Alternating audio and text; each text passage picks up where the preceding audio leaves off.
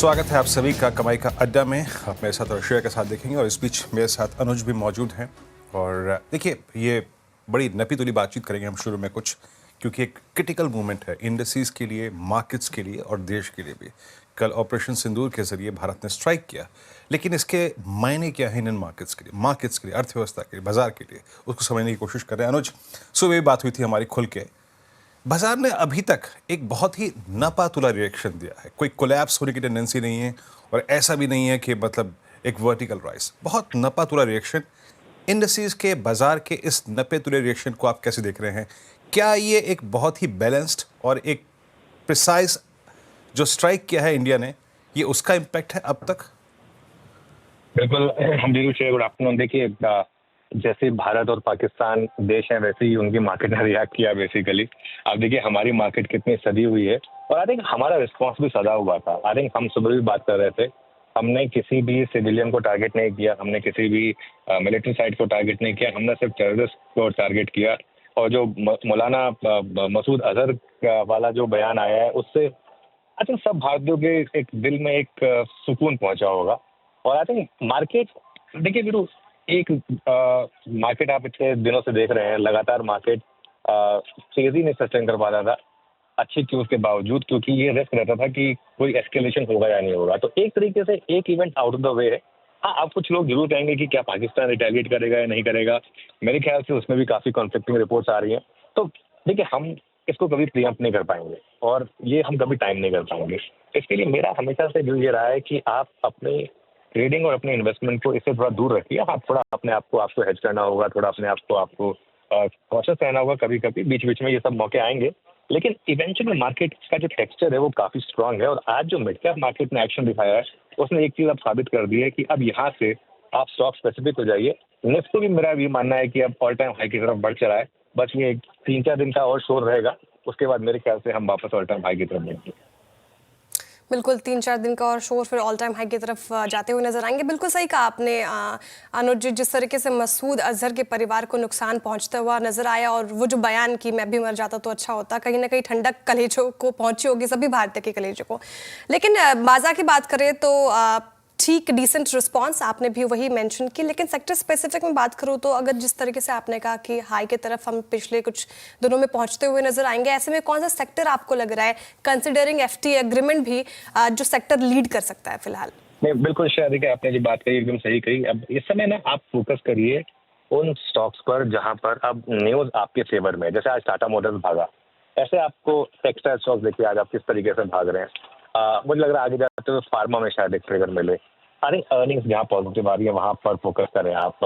मैं ये भी कहूंगा कि इवन निफ्टी और बैंक निफ्टी में भी आप अभी चाहें तो हेज पोजीशन के साथ लॉन्ग रह सकते हैं। अगर आप चाहें तो या तो मंथ एंड की कॉल्स ले लें या फिर फ्यूचर्स लेके मंथ एंड के पुट्स के थ्रू अगर अपने आप को हेज करना चाहें, वो अगर आपका एडवाइजर आपको ज़्यादा बेहतर बता पाएगा। लेकिन सेक्टोरली से बेटर है, मुझे लग रहा है कि अब थोड़ा स्टॉक स्पेसिफिक रहे इस मार्केट में और वो स्टॉक्स चुने जहाँ पर इस समय एकदम उनके लिए फंडामेंटल फिगर्स काफ़ी पॉजिटिव हैं और काफ़ी रिलेटिव स्ट्रेंथ पर भी वो स्टॉक्स काफ़ी पॉजिटिव है। उन पर फोकस करें, वो मेरे ख्याल से एक सही स्ट्रैटेजी रहेगी। निफ्टी और बैंक निफ्टी की स्ट्रैटेजी हम श्योर वीरू आपको प्रोवाइड करेंगे, लेकिन ओवरऑल मार्केट पर मैं इस समय बस इतना ही व्यू देना चाह रहा था एक्चुअली। अच्छा अनुज, एक छोटा सा प्रश्न और। हमारे पास दो पिलर्स हैं, निफ्टी आईटी और निफ्टी बैंक। हमेशा जब हम कोई बड़ा हाई क्रिएट करते हैं, बड़ा एक स्विंग क्रिएट करते हैं, इन दोनों का बड़ा कंट्रीब्यूशन होता है। निफ्टी आईटी भी चला, निफ्टी बैंक भी चला। Nifty bank all time high पे था। अब इस अर्निंग सीजन के खत्म होने के बाद मोर और लेस विद एसबीआई नंबर्स, क्या ज़्यादा रिवॉर्ड देगा यहाँ से पॉसिबली, जो लगता है आपको? मेरे ख्याल से निफ्टी बैंक अभी भी बेटर पोजीशन है वीरू, क्योंकि यहाँ पर अभी भी मुझे लग रहा है कि आपने सारे लार्ज प्राइवेट बैंक के नंबर्स देखे, एक कोटक को छोड़ दें अगर आप, तो बाकियों के नंबर्स काफ़ी अच्छे रहे थे। और मुझे लग रहा है कि अभी भी मार्केट का फोकस डोमेस्टिक इकोनॉमी से रिलेटेड स्टॉक्स पर रहेगा।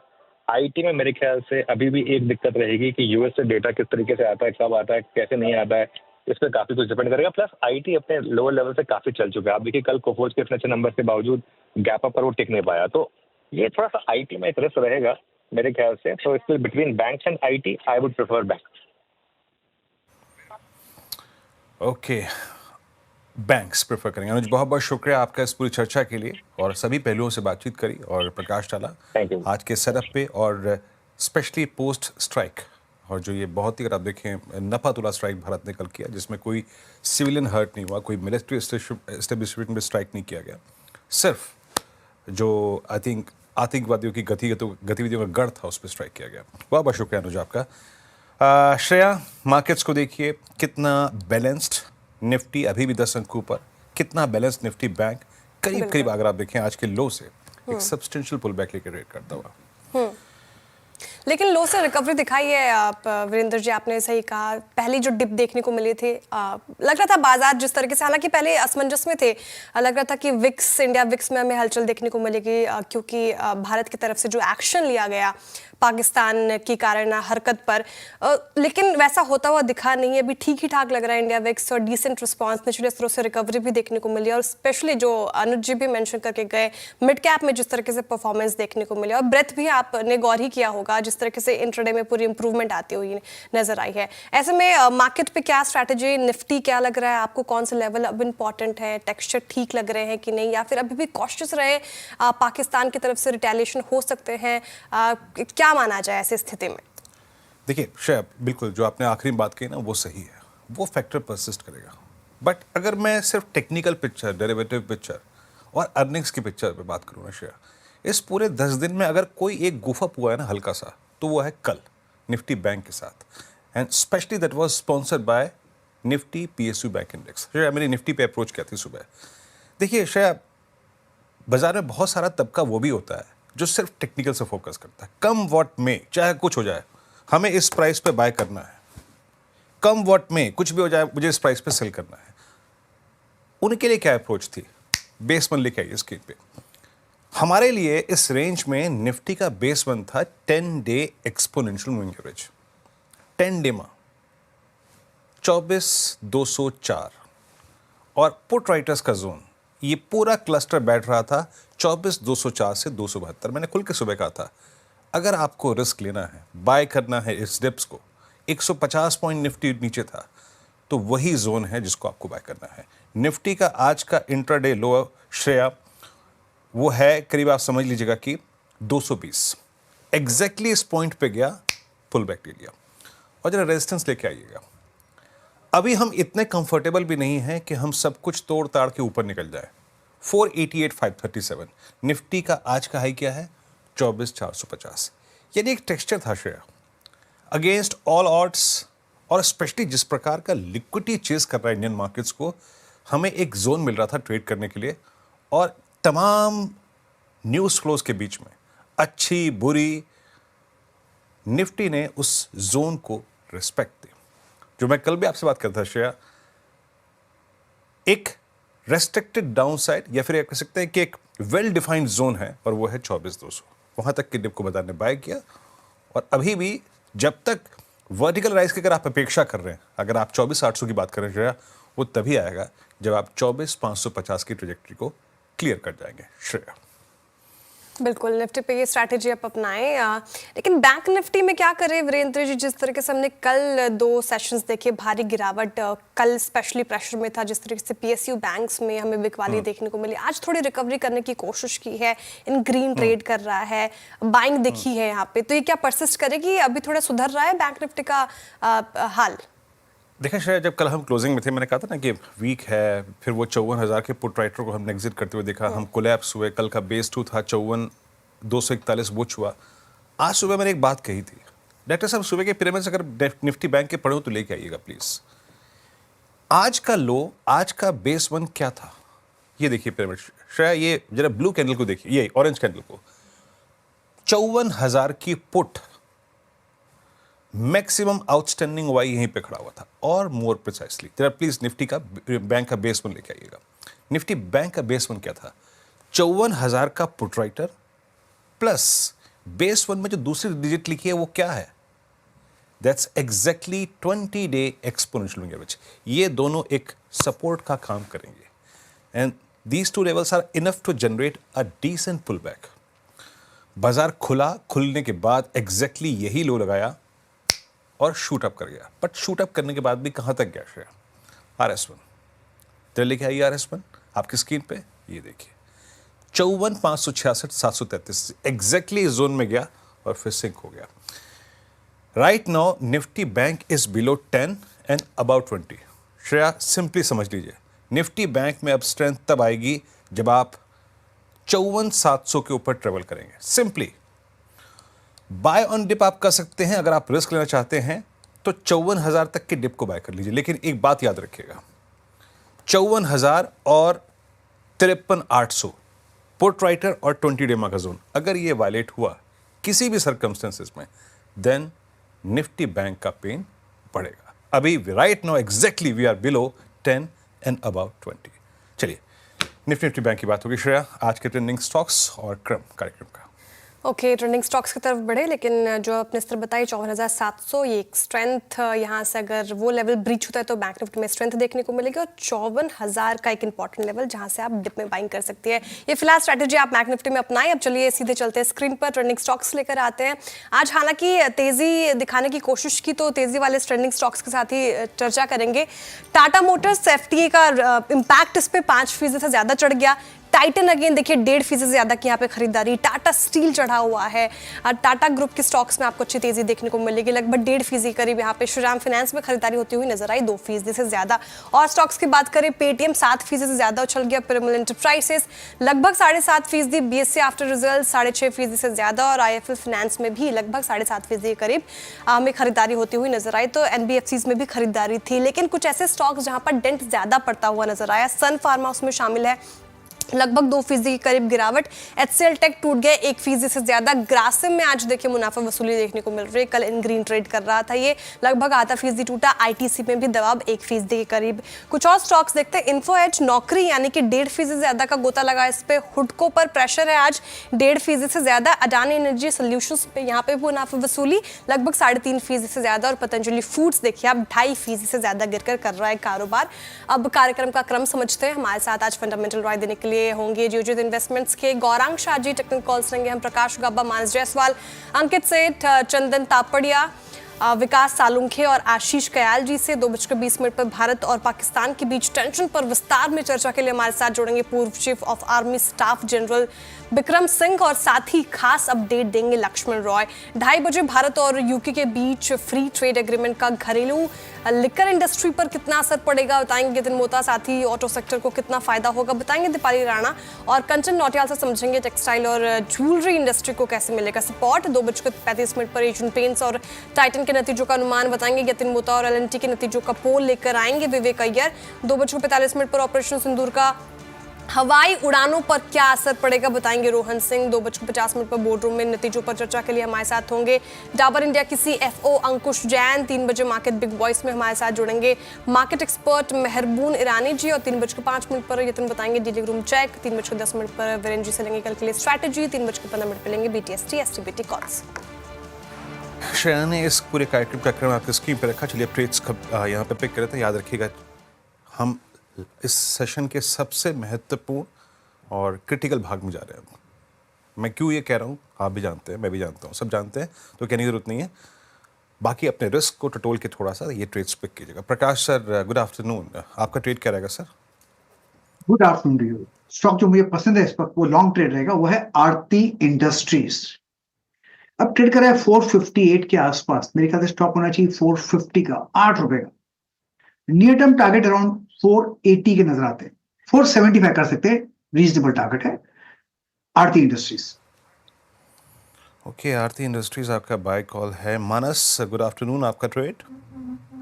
Good afternoon Virendra ji. तो देखिए एपीएल अपोलो में खरीदारी करने की राय रहेगी। फ्लैग पैटर्न का ब्रेकआउट है और पहले से ही करीब 1300 रुपए से यहाँ पर हायर टॉप्स हायर बॉटम बन रहे थे। तो आई थिंक एपीएल अपोलो में करंट लेवल्स पे 1634 1634 के स्टॉप लॉस से खरीदारी करेंगे।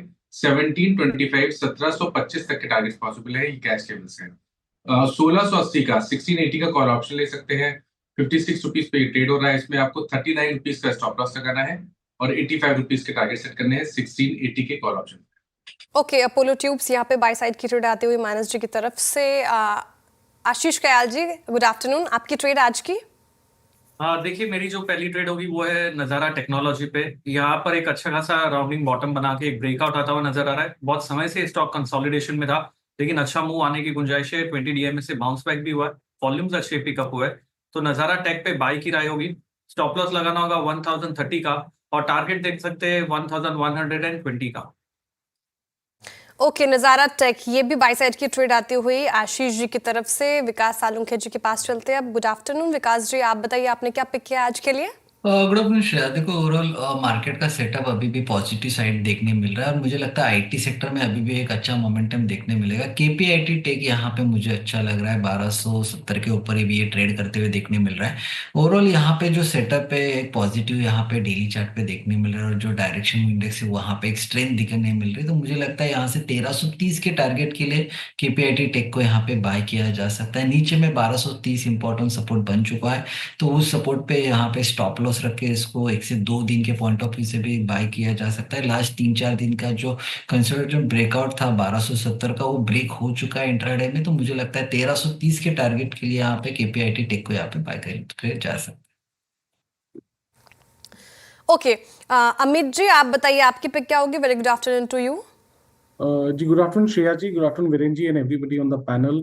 श्रेया जी, मेरी इस समय की पिक रहेगी मैरिको। मैरिको वैसे भी एक अप ट्रेंड में रहा है। यहाँ पे स्टॉक में हमने 8-10 दिनों का एक कंसोलिडेशन देखा था लगभग 10 और 20 डेमा पे। आज के सत्र में एक काफी अच्छा प्राइस एक्शन हमने देखा है और वॉल्यूम्स जो हैं वो कल के वॉल्यूम्स को सरपास कर गई हैं। ये थ्रस्ट 20 डेमा से जनरेट हो रहा है, तो यहाँ पे एक बाय बनता है 724 का स्टॉप लॉस रहेगा और टारगेट्स हमारे रहेंगे 755 के। ओके, मैरिको अच्छी खासी तेजी यहाँ पे भी देखने को मिल रही है। रिजल्ट के बाद इसमें लगातार तेजी हमें देखने को मिल रही है। ये बाई साइड की ट्रेड आती हुई अमित जी की तरफ से। तो अभी तक सारे ही बाई साइड की ट्रेड आए हमारे लिए। अब गौरांग जी के पास चलते हैं इन्वेस्टमेंट आइडिया के लिए। गौरांग जी प्रणाम। पहले जय हिंद जय भारत। आपका इन्वेस्टमेंट आइडिया क्या होगा इस वक्त?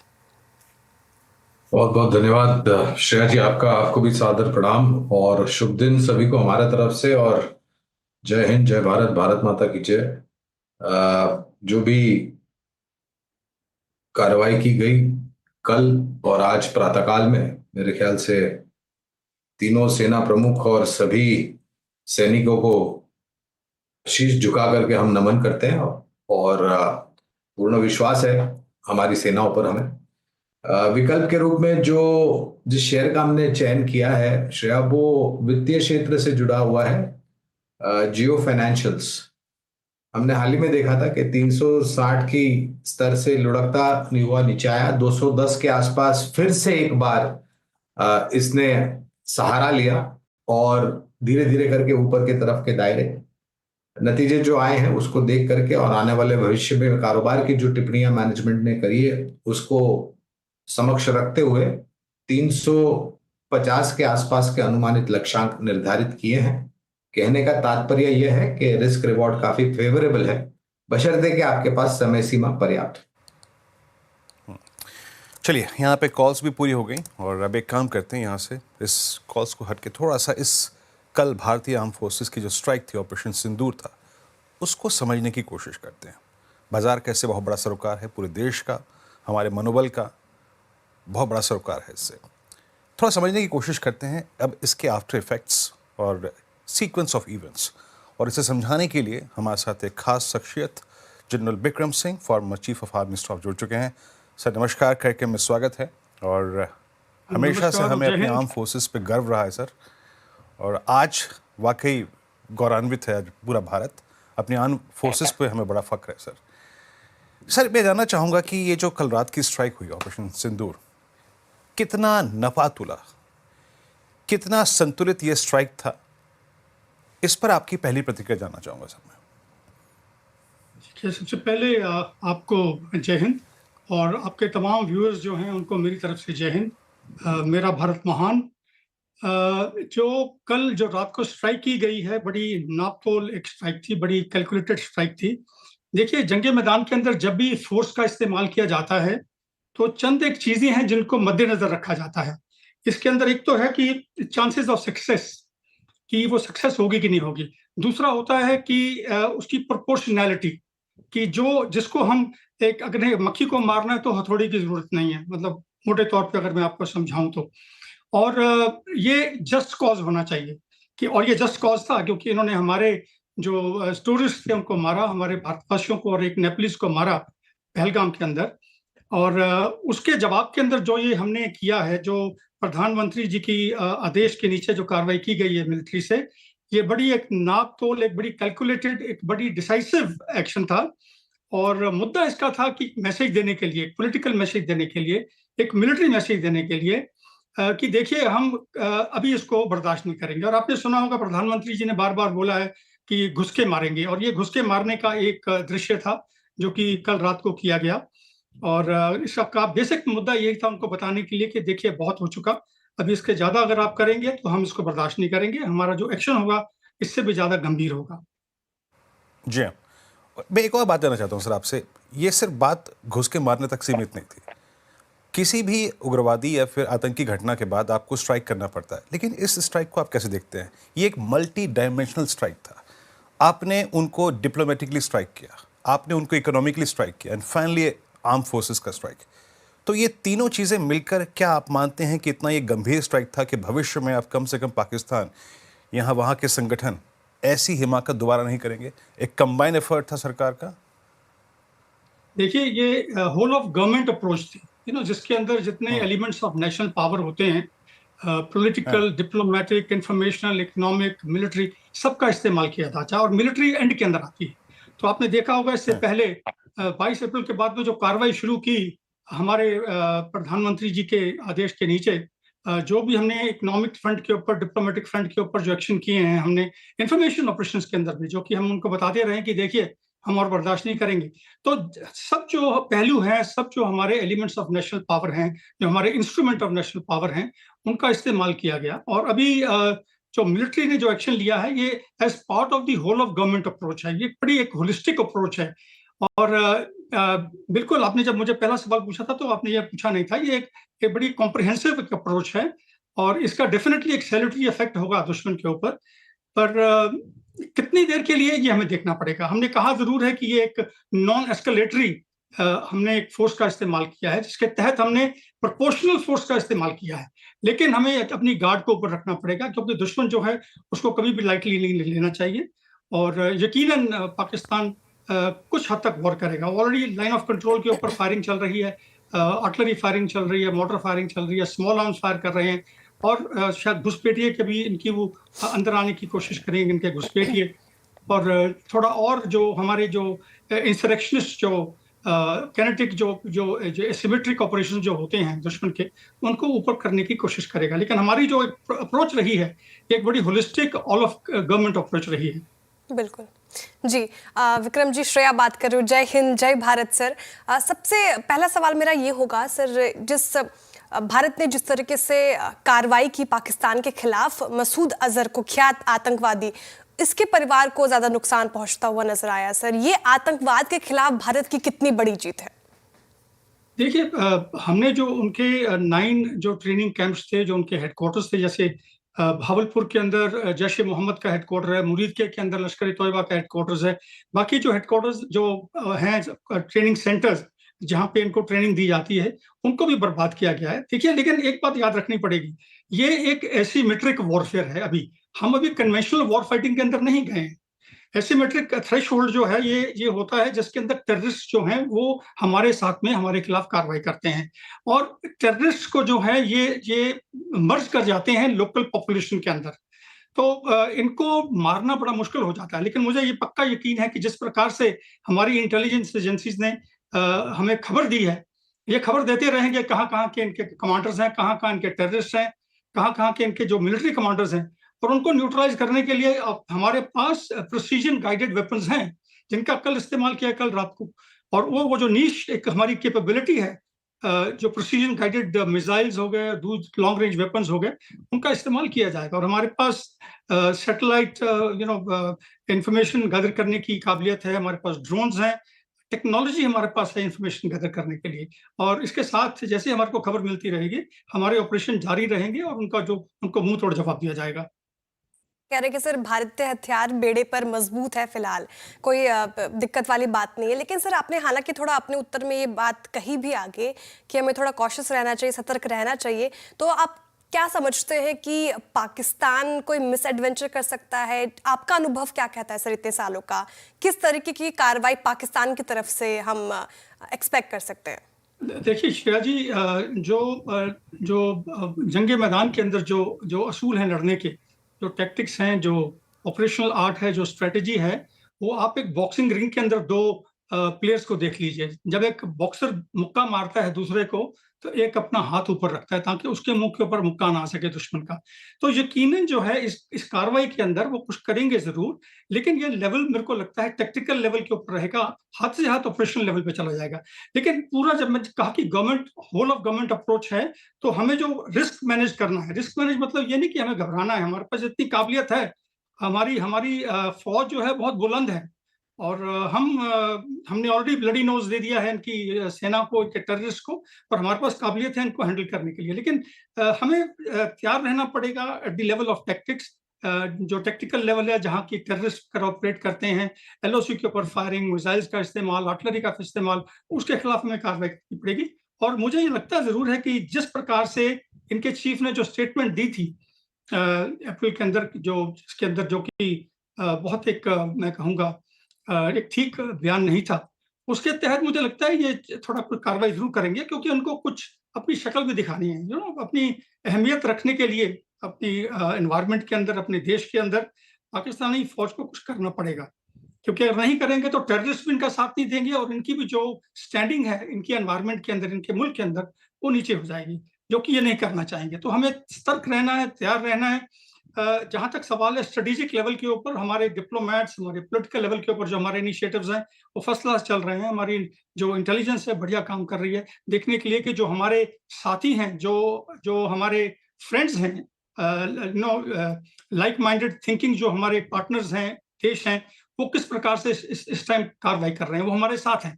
लेकिन जो नहीं है, उनकी पोस्चरिंग क्या है, वो क्या कार्रवाई कर रहे हैं, उसके ऊपर नजर रखी जा रही है। ऐसी बात नहीं है, हमारी बहुत ही बेहतरीन इंटेलिजेंस एजेंसीज हैं, बहुत काबिलियत वाली हैं, और वो ये कर रही हैं। तो उसके तहत जो है जैसे जैसे खबर मिलती रहेगी हम कार्रवाई करते रहेंगे। और क्योंकि ये एक ऑपरेशन है जो कि इवॉल्व हो रहा है, इसकी स्ट्रेटेजी भी इवॉल्व होगी। स्ट्रेटेजी जो है वो इवॉल्व इस प्रकार से होगी कि जो वो दुश्मन भी कार्रवाई करेगा, उसको काउंटर करने के लिए हमारी कार्रवाई आगे चलेगी। लेकिन मैं इतना आपको बता दूं कि हमारी सेना सतर्क है, हमारा देश सतर्क है, हमारे जितनी लीडरशिप और सतर्क है हर लेवल के ऊपर, स्ट्रेटेजिक, ऑपरेशनल और टेक्निकल लेवल के ऊपर। अच्छा सर, मैं आपसे एक आखिरी प्रश्न पूछना चाहूँगा, आपके पास भी समय का अभाव है थोड़ा सा। जब भी आप वॉर रूम में जाते हैं, स्ट्रेटेजी बनाते हैं, एक एस्केलेशन लैडर होता है, उस एस्केलेशन लैडर में ये कितना ऊपर जा सकता है, कंसिडरिंग द फैक्ट कि अब तक जो भी डिप्लोमेटिक रिस्पॉन्स आए हैं from world over, whether it's US, China, Israel, Russia, क्या एस्केलेशन लैडर में हम बहुत ऊपर जा सकते हैं? आपका तजुर्बा क्या कह सकता है, क्या कहता है? देखिए, मैं कई बार कह चुका हूं पहले टीवी के ऊपर कि hope is not a strategy, very simple. तो हमें सबसे जो गंदे हालात हैं उनकी तैयारी करनी पड़ेगी। We should actually hope for the best but cater for the worst, ये फंडामेंटल प्रिंसिपल है स्ट्रेटजी का, hope for the best but cater for the worst. अभी ये एस्केलेटरी लेटर जो है ये निर्भर करता है, ball is in the court of Pakistan at the moment. हमने उनको ठोका है, अभी देखा जाएगा वो क्या करते हैं। तो जिस प्रकार से वो कार्रवाई करेंगे, अगर वो नहीं एस्केलेट करना चाहते तो खामोश बैठे रहेंगे और एलओसी के ऊपर फायर करते रहेंगे। लेकिन अगर उन्होंने एस्केलेट किया, अगर अपने जहाज अंदर भेजे या कोई और कार्रवाई की, तो नेचुरली फिर ये एस्केलेट होगी। लेकिन ये अभी निर्भर करेगी पाकिस्तान की एक्टिविटीज के ऊपर, क्योंकि ball is in their court.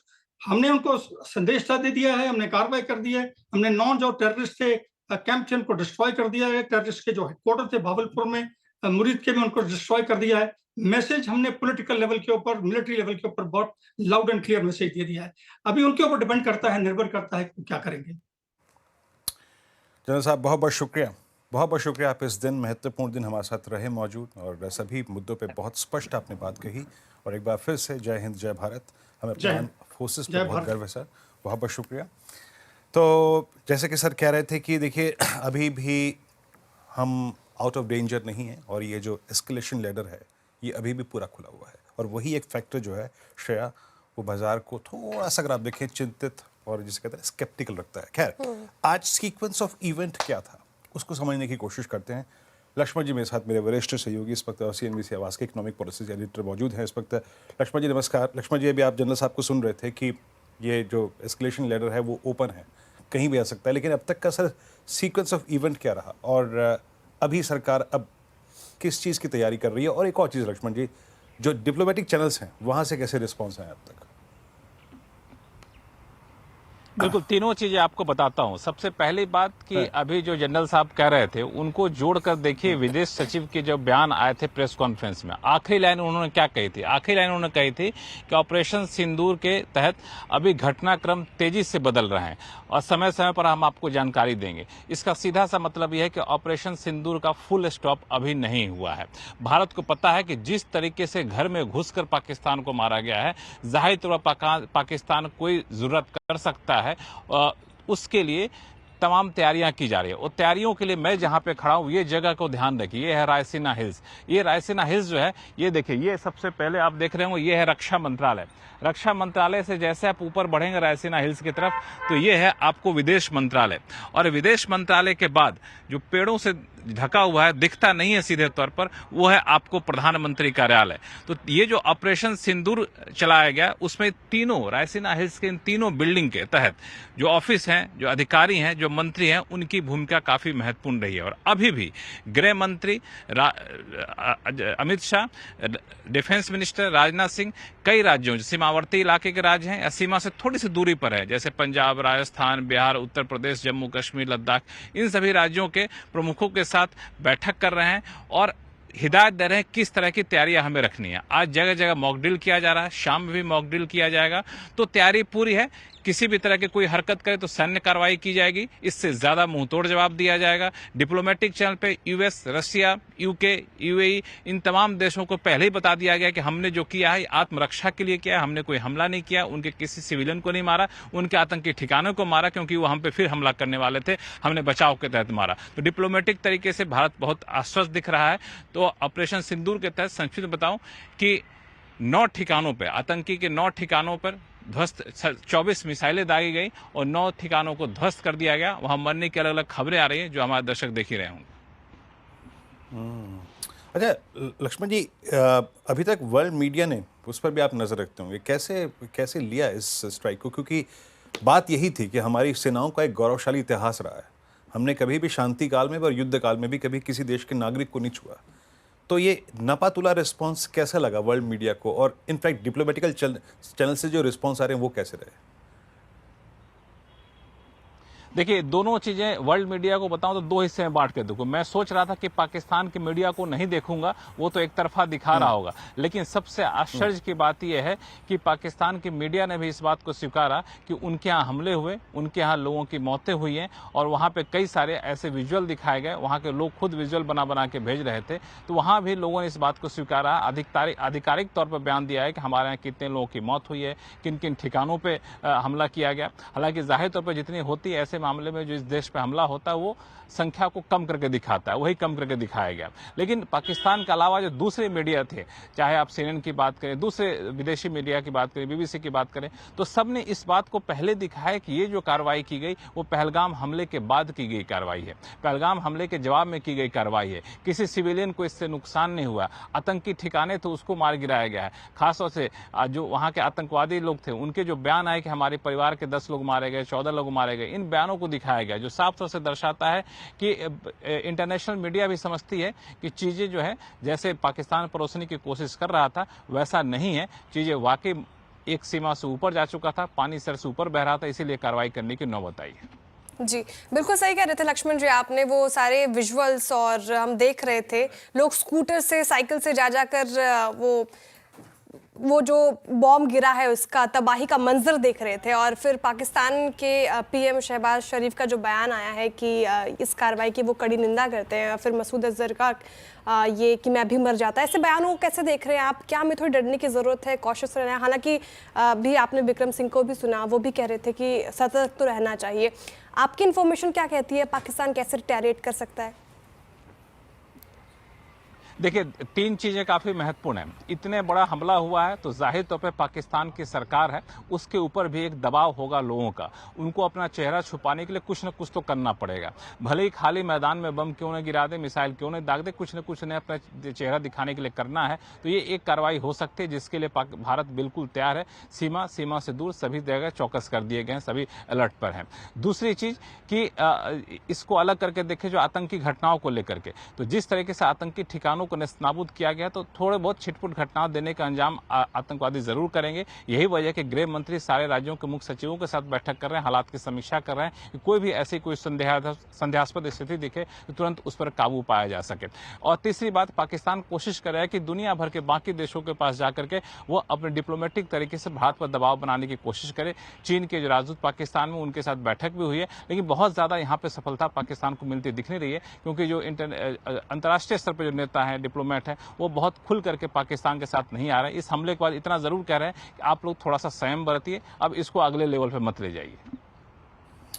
शुक्रिया लक्ष्मण जी इस पूरी बातचीत के लिए, और हर आई थिंक इस एंगल से आई थिंक बात को समेटने के लिए, चाहे वो डिप्लोमेटिक चैनल से क्या रिस्पॉन्स आया, क्या पाकिस्तान का रिस्पॉन्स हो सकता है, वर्ल्ड मीडिया, सब कुछ और सीक्वेंस ऑफ इवेंट। बहुत बहुत शुक्रिया लक्ष्मण जी। मीनवाइल मार्केट्स लेके आइए आपके स्क्रीन पे। निफ्टी एक अच्छा मूव दे रहा है। We are heading towards day high 24,420, और आईटी से पुश अच्छे मिल रहे हैं। लुक एट निफ्टी आईटी, अब 158 अंकों पर निफ्टी आईटी ने आज एक बहुत स्ट्रॉन्ग मूव दिया, एक बहुत ही बड़े और क्रिटिकल जोन से। बट मैं आपको बताऊं, एक सेक्टर जो कि इमर्ज हुआ है बहुत strongly, look at Apollo tyres. आपने एमआरएफ के नंबर्स देखे, आपने बालकृष्ण इंडस्ट्रीज को देखे डे हाई पर। सारे टायर स्टॉक्स ऐसा निकले हैं कि पूछे मत। मानस, ये प्रश्न मैं आपसे 2-3 दिन से कर ही रहा था जब वो सीएर के नंबर्स आए थे। ये एक सेक्टोरियल मूव है, पोस्ट अर्निंग सबसे स्ट्रांग। अभी क्या कैच करना चाहिए स्क्रीन पर? तो देखिए, अगर अभी करंट लेवल्स पे ट्रेडिंग कॉल लेना हो लॉन्ग साइड पे, तो अपोलो टायर्स होगा, क्योंकि 2 दिनों से अगर आप देखें तो 490 पे स्टॉक रेजिस्टेंस फेस कर रहा था, लेकिन आज 490 का एक अहम रेजिस्टेंस ब्रीच हुआ है। तो यहाँ पर एक ट्रेडिंग कॉल तो डेफिनेटली बनता है। करंट लेवल्स पे खरीदारी करिए। 486 के स्टॉप लॉस से आप खरीदारी कर सकते हैं। ऊपर की तरफ 520 रुपए तक के टारगेट्स पॉसिबल है Apollo tyres. Okay, Apollo tyres पसंद आ रहा है, डे हाई पे कर रहा है कारोबार, खरीदारी की राय फिलहाल आती हुई मानस जी की तरफ से। चलिए अब आगे बढ़ते हैं और India UK free trade agreement की चर्चा करते हैं। देखिए, यूके से सस्ती स्कॉच विस्की और जैगुआर लैंड रोवर जैसी कारों के आने का रास्ता साफ हो गया है। लंबे इंतजार के बाद भारत और यूके के बीच फ्री ट्रेड एग्रीमेंट को लेकर डील हो गई है। काफी लंबा इंतजार, और इस डील से ऑटो सेक्टर के साथ आप देखें तो टेक्सटाइल और जेम्स एंड इंडस्ट्री को भी बूस्ट मिल सकता है। इस डील के फायदे समझाने के लिए हमारे साथ मेरे सहयोगी यतिन मोता और दीपाली राणा और कंचन नौटियाल जुड़ी हुई हैं।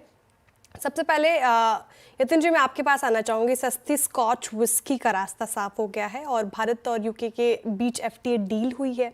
कैसे देख रहे हैं आप इसको और क्या खबर है इसको लेकर? देखिए, जैसे ही आपने ये स्कॉच की बात की, वीरू का जो चेहरा है वो एकदम चमचमा गया है। तो आप बिल्कुल आप देख सकते हैं किस तरीके से एक उत्साह है लोगों में। पानी, लस्सी, नींबू पानी, रसना और रूअफ़ज़ा पीना, नारियल पानी भी। नहीं, आप एकदम से खुश हो गए। मैंने बोला, वो पूछ रही थी मुझे रिएक्शन कैसा, आप रिएक्शन आप। मैं आशीष वर्मा जी के लिए खुश था। आशीष वर्मा, ठीक है, तो आपकी खबर पहुंचा देंगे। तो एफटीए के बारे में बात करते हैं। देखिए, यूके एक बहुत बड़ा एक्सपोर्टर है स्कॉच और विस्की का, और कहीं ना कहीं ये जो यूके एफटीए की जो चीज़ें चल रही थी उसका एक बड़ा ट्रिगर पॉइंट था स्कॉच विस्की। ऑब्वियसली यूके ये चाहता था कि इस पे ड्यूटी काफ़ी ज़बरदस्त तरीके से घटाई जाए, जो कि हुआ भी है। 150% से जो इंपोर्ट ड्यूटी है भारत अब 75% तक काट देगा, और अगले 10 सालों में ये 75% की ड्यूटी भी 40% तक लाने की बात इस एफटीए में लिखी हुई है। तो कहीं ना कहीं स्कॉच सस्ती होगी, विस्की सस्ती होगी। एनालिस्ट की अगर आप माने तो सिटी का जो नोट आया था उसके हिसाब से जो स्कॉच की कॉस्टिंग है और जो ब्लेंडिंग है उससे नेट इम्पैक्ट ऑन एमआरपी लगभग 7.5% का होगा। ऑब्वियसली अगर हम बात करें 7.5%, 3-4 हज़ार रुपये की बॉटल के ऊपर काफ़ी अहम माना जाता है, काफ़ी ज़्यादा माना जाता है। और 2 कंपनियां जिससे यहाँ बेनिफिट होता हुआ नज़र पड़ेगा। सबसे पहले यूनाइटेड स्पिरिट्स, क्योंकि इनकी पेरेंट डियाजियो बहुत बड़ा विस्की का कारोबार चलाते हैं यूके में, और वहाँ से यूनाइटेड स्पिरिट्स इंपोर्ट करते हैं बहुत सारा रॉ मटेरियल, खास करके स्कॉटलैंड की स्कॉच, और उसके कारण आपको यहाँ फ़ायदा होता हुआ नज़र पड़ेगा।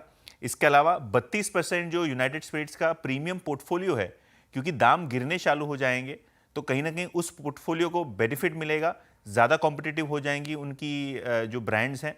और एलाइड डिस्टिलरीज और ब्रूरीज, ये जो हैदराबाद बेस्ड कंपनी है, इनका भी एक स्कॉच का कारोबार है और ये भी इंपोर्ट पर निर्भर करते हैं अपने रॉ मटेरियल्स के लिए, तो इनको भी फ़ायदा होता हुआ नज़र पड़ेगा। ऑब्वियसली अगर हम बात करें रेडिको खैतान की, तो इनके होम ग्रोन ब्रांड्स हैं तो कहीं ना कहीं उनकी प्राइसिंग पे थोड़ा असर पड़ सकता है, इसके लिए शायद वो स्टॉक नेगेटिवली भी रिएक्ट कर रहा है। लेकिन क्लियरली यूनाइटेड स्पिरिट्स और एलाइड ब्रूवरीज और डिस्टिलरीज, ये दोनों काउंटर्स खास नज़र पर रहेंगी। सिटी की यूनाइटेड स्पिरिट्स पे खरीदारी की राय है, लक्ष्य उनका है 1650 रुपये। यूनाइटेड स्पिरिट्स के लिए पॉजिटिव, रेडिको खैतान के लिए नेगेटिव।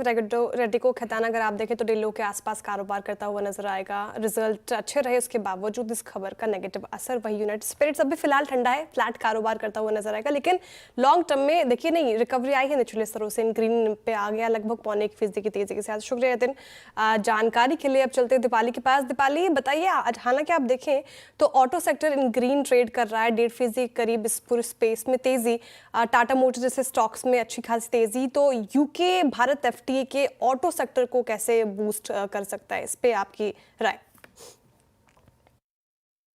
इस डील के बाद एक्सपेक्टेशंस हैं कि ऑटो सेक्टर के लिए मैसिव एक्सपोर्ट अपॉर्चुनिटीज एमर्ज होते हुए दिखाई देंगी।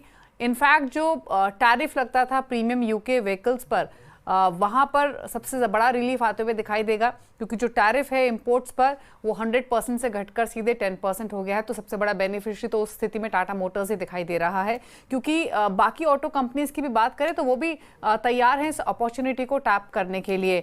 अगर हम कंपनीज देखें तो M&M, TVS, टाटा मोटर्स तो डेफिनेटली बेनिफिशियरी है ही। इसके अलावा आयशर मोटर्स का रॉयल एनफील्ड, ये वो तमाम कंपनियां हैं जिनको सीधे सीधे फायदा पहुंचेगा। शुरुआत अगर हम टाटा मोटर्स के साथ करें तो काफ़ी कुछ टाटा मोटर्स के पर्सपेक्टिव से इंपॉर्टेंट रहेगा इस एफटीए डील में। सबसे पहली चीज़ तो ये कि JLR ऑलरेडी तमिलनाडु रानीपेट में नई फैसिलिटी लगा रहा है, और ये प्लांट अब काफ़ी क्रूशल रोल प्ले करेगा कंपनी के long term India UK supply strategy के पर्सपेक्टिव से। दूसरी तरफ अगर आप JLR के इंपोर्ट्स देखेंगे इंडिया में साल 2024 में, तो वो 500 करोड़ के रहे थे। तो आप साइज देख सकते हैं, और सीधे अगर जो टैरिफ ड्रॉप हुआ है उसका इम्पैक्ट पड़ेगा, बेहतर वॉल्यूम्स रह सकते हैं, ज़्यादा बिक्री यहाँ पर हो सकती है।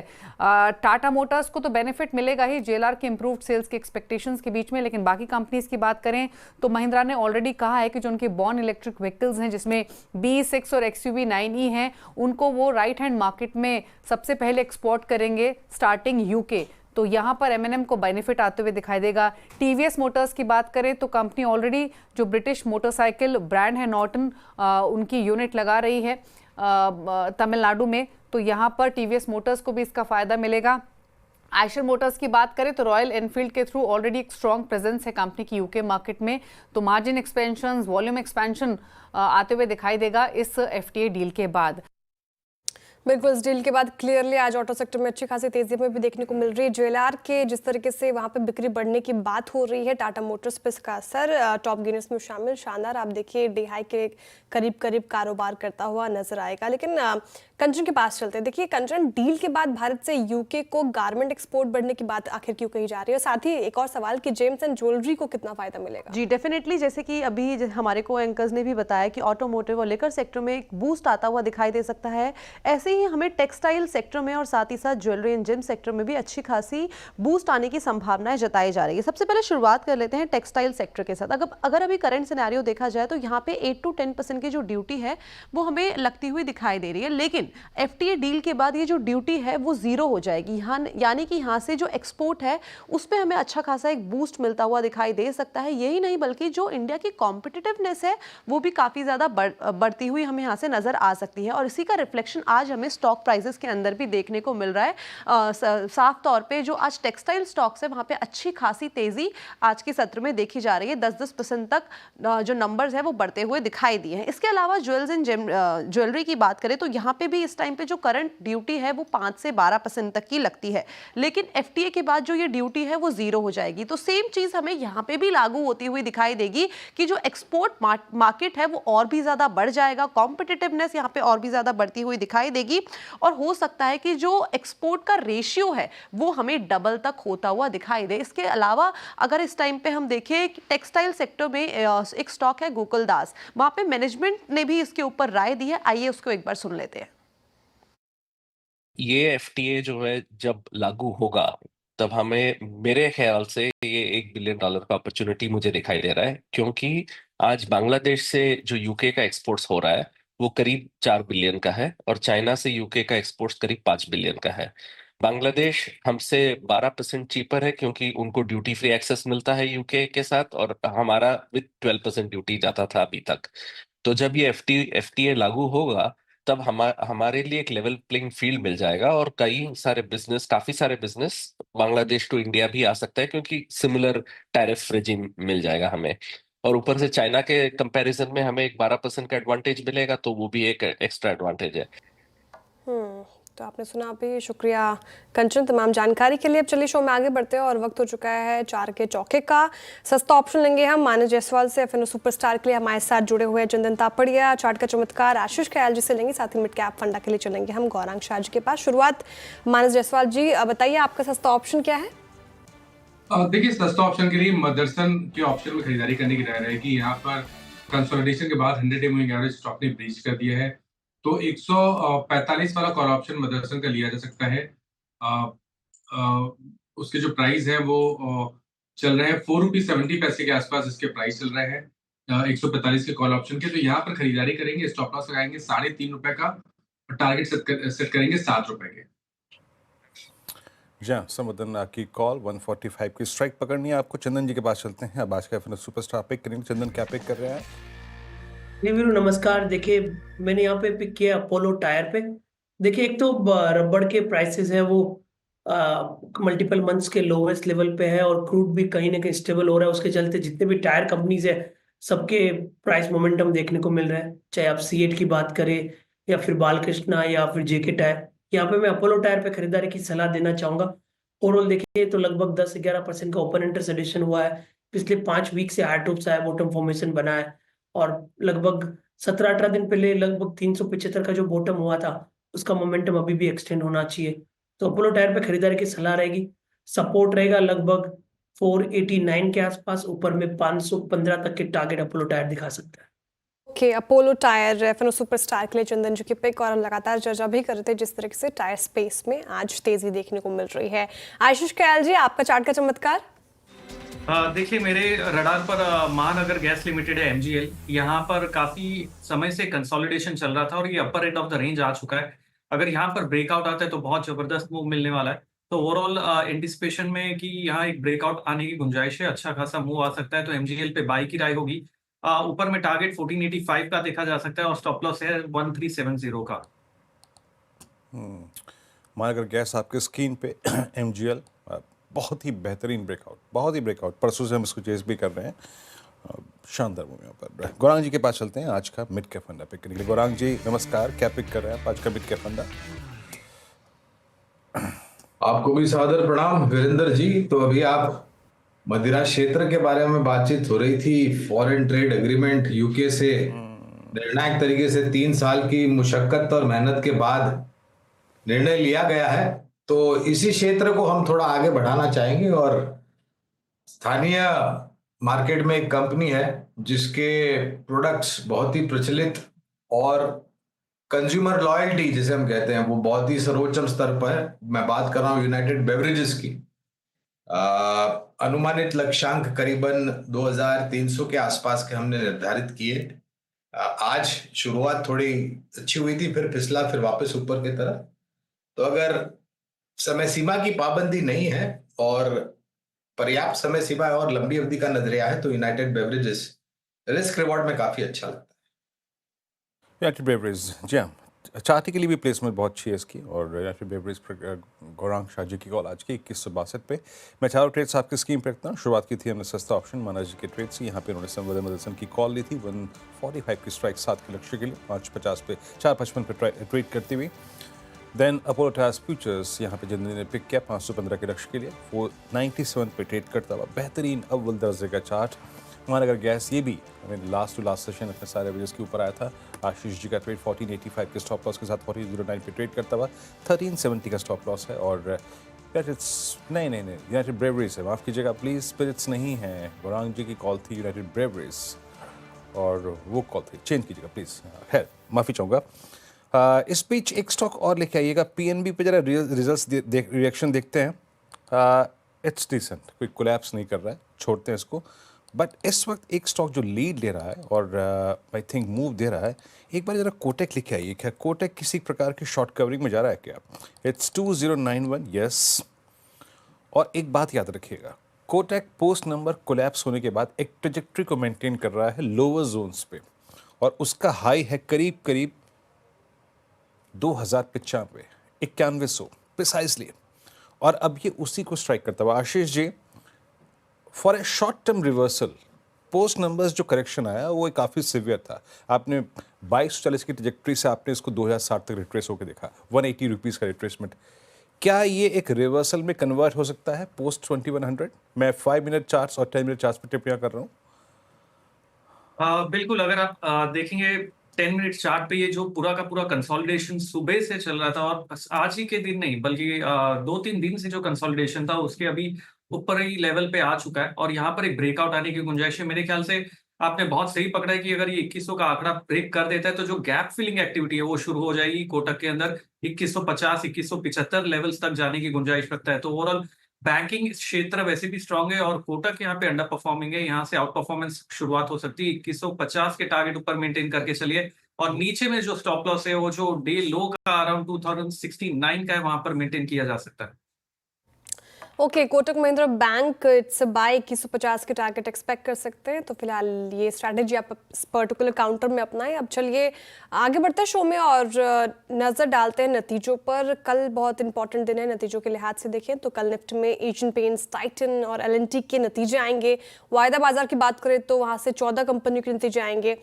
नतीजों का अनुमान बताने के लिए हमारे साथ जुड़ रहे हैं फिर से यतिन मोता और कंचन नौटियाल। यतिन, पहले आप बताइए कि एशियन पेंट्स और टाइटन के नतीजे कैसे रह सकते हैं? स्ट्रीट क्या एक्सपेक्ट कर रहा है? जी, और ये दोनों ही दिग्गज कंपनियों के रिजल्ट्स पे पैनी नजर रहेगी। टाइटन की बात करें तो 52 वीक हाई से केवल 15% दूर है अब, और कहीं ना कहीं रिजल्ट्स Q4 के जो हैं वो काफ़ी अच्छे एक्सपेक्टेड हैं। स्टैंड अलोन रेवेन्यू में लगभग 25% की ग्रोथ होगी, ऐसा CNBC TV18 के पोल का कहना है, और ज्वेलरी बिजनेस की ग्रोथ लगभग 24% के आसपास होगी। कुल मिला के रेवेन्यू की बात करें तो यहाँ लगभग 16% की बढ़त, और प्रॉफिट में लगभग 6.5% की बढ़त आपको देखने को मिलेगी। एबिटा भी आपको 19% ऊपर जाता हुआ नजर पड़ सकता है, और 1320 करोड़ रुपए के आसपास एबिटा पे पैनी नजर रहेगी। मार्जिन्स में भी आप देखेंगे तो हल्का सुधार साल दर साल बेसिस पे आप देख सकेंगे। इसके अलावा दूसरे कौन से बिजनेसेस यहाँ ध्यान देना है? वॉच 22% की ग्रोथ देख सकते हैं। आई केयर, इमर्जिंग बिजनेसेस और कैरेट लेन जैसे बिजनेसेस में 20 से 22% की ग्रोथ आप एक्सपेक्ट कर सकते हैं। तो ये सारी चीज़ें हम एक्सपेक्ट करेंगे। स्टडेड ये टाइम थोड़ा कम हुआ है सेल, क्योंकि गोल्ड के दाम बढ़े हैं तो लोगों ने बुलियन प्रेफर किया है, तो वो सेगमेंटल परफॉर्मेंस भी हम खास करके टाइटन पे देखेंगे। अब आते हैं एशियन पेंट्स पे, क्योंकि ये भी एक दिग्गज FMCG कंपनी है जहां काफ़ी सारे न्यूज़ फ्लोज एक्सपेक्टेड हैं। अगर हम बात करें कंपनी की तो 30% 52 वीक हाई से काउंटर गिरा है, क्योंकि नंबर्स थोड़े कमज़ोर दिखाई दे रहे हैं। रेवेन्यूज़ बिल्कुल फ्लैट रहेंगे, और प्रॉफिट में लगभग 14% का आप डिक्लाइन देखेंगे। 1105 करोड़ रुपए के आसपास प्रॉफिट का पोल CNBC TV18 का आपको दिखाई पड़ रहा है। इसके अलावा प्रॉफिट और मार्जिन्स की बात करें तो यहाँ भी आपको डिक्लाइन देखने को मिलेगा। मार्जिन्स में लगभग 1.25% का कट, और एबिटा आपको 7% नीचे जाता हुआ, प्रॉफिट 14% नीचे जाता हुआ आपको देखने को मिल सकता है। ऑब्वियसली रिजल्ट्स के अलावा वॉल्यूम ग्रोथ पे पैनी नजर रहेगी। 4 से 5% वॉल्यूम ग्रोथ एक्सपेक्ट कीजिए। प्राइस कट किए थे कंपनी ने लगभग 3% के, और कहीं ना कहीं उस बेस पे FY25 में 3%, 2% तक का इंप्रूवमेंट आप देखेंगे प्राइसिंग पे। तो देखते हैं किस तरीके से देखने को मिलता है। तो बेस ईयर थोड़ा कमज़ोर था, उसके मुकाबले आपको यहाँ थोड़ा रिलीफ देखने को मिलेगा। लेकिन क्लियरली वॉल्यूम ग्रोथ, जैसे कि मैंने पहले कहा, वो एक खास चीज़ है जिस पे पैनी नज़र बनी रहेगी। बिल्कुल, एशियन पेंट्स के कुल मिलाकर निष्कर्ष निकालूं मैं तो नतीजे वाव नहीं रह सकते हैं, वहाँ पे दिक्कत बनती नजर आ सकती है, लेकिन टाइटन के नंबर्स ठीक ठाक दिख सकते हैं। चलिए अब नतीजे आएंगे तो और उसका डिटेल में एनालिसिस करेंगे। अब कंचन के पास चलते हैं। कंचन, बताइए एल&टी के नतीजों का क्या अनुमान लगाकर चल रहे हैं स्ट्रीट? जी, एल&टी के नंबर्स की बात करी जाए तो नंबर्स हमें यहाँ पे अच्छे खासे पॉजिटिव साइड में देखने को मिल सकते हैं। पहले की मैट्रिक्स देख लेते हैं। अगर रेवेन्यू की बात करी जाए तो यहाँ पे माना ये जा रहा है कि 16% तक का उछाल हमें देखने को मिल सकता है। वहीं अगर कंपनी के प्रॉफिट की बात करी जाए तो 14.5% से लेकर 15% तक की तेजी हमें यहाँ पे भी आती हुई दिखाई दे सकती है। इनफैक्ट यहाँ पे ऑपरेटिंग नंबर्स भी अपने पॉजिटिव साइड में बने हुए हैं। एबिटा अच्छा खासा यहाँ पे उछलता हुआ दिखाई दे सकता है, करीबन 16%, लेकिन मार्जिन यहाँ पे फ्लैटर साइड में बने हुए हैं। ये तो जो पोल था वो था CNBC TV 18 का। इसके साथ साथ यहाँ पे एक और पोल है गोल्डमैन सैक का। गोल्डमैन सैक का मानना है कि L&T इस बार जो अपनी गाइडेंस है उसको बीट करता हुआ नजर आएगा, both in the terms of revenue और साथ ही साथ जो ऑर्डर इनफ्लो है उसके लिहाज से भी। साथ ही साथ अगर हम कोर मार्जिन की बात करें तो यहाँ पे भी हमें अच्छा खासा 30 से लेके 50 बेसिस पॉइंट्स तक का उछाल देखने को मिल सकता है, लेकिन जो कोर मार्जिन है वो हमें फ्लैटर साइड में देखने को मिल सकते हैं। अब अगर हम जिस्ट ऑफ द स्टोरी समझें तो स्ट्रीट ये एक्सपेक्ट कर रहा है कि हमें रेवेन्यू जो है कंपनी का वो मिड टीन ग्रोथ में देखने को मिल सकता है। ऑर्डर इनफ्लो में हमें 5 से लेके 10% तक की तेजी देखने को मिल सकती है। की फोकस आपके जो एरिया होंगे वो सबसे पहले आपको नजर रखनी होगी मार्जिन में कि मार्जिन किस तरीके के आते हैं और मार्जिन को लेके मैनेजमेंट की किस तरीके की गाइडेंस आती है, लेकिन ओवरऑल नंबर्स अच्छे हैं। ओवरऑल नंबर अगर आप देखें तो ये एक्सपेक्टेशन आपकी स्क्रीन पे, और मैं शुक्रिया कंचन आपका, और इतना आपका बहुत बहुत शुक्रिया। एक बार इंडेक्स लेके आइए, फिर आपको कुछ बहुत महत्वपूर्ण विषयों से अवगत कराते हैं।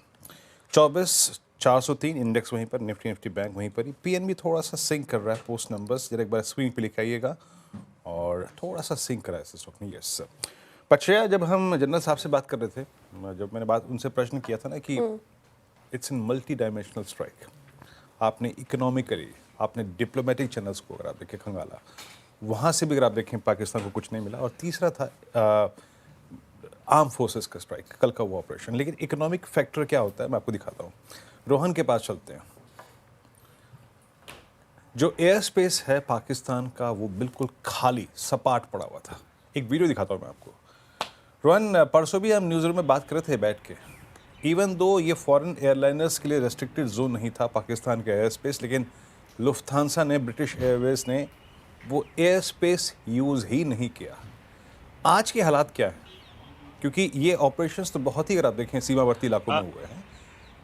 और अभी का स्टेट क्या है इस वक्त? जी, अगर अभी के स्टेटस की बात करें, पाकिस्तान का अगर आप एयर स्पेस देखें इस वक्त पूरी तरह से खाली पड़ा है। एक भी मूवमेंट आपको वहाँ पे आपको नहीं दिखने पड़ेगी। उनके डोमेस्टिक तो कोई मूवमेंट है ही नहीं। कुछ इंटरनेशनल फ्लाइट्स जो आ रही थी कल रात के बाद से उन्होंने भी अपना रास्ता चेंज कर लिया। फिलहाल कोई भी पाकिस्तान के एयर स्पेस का इस्तेमाल नहीं करता है।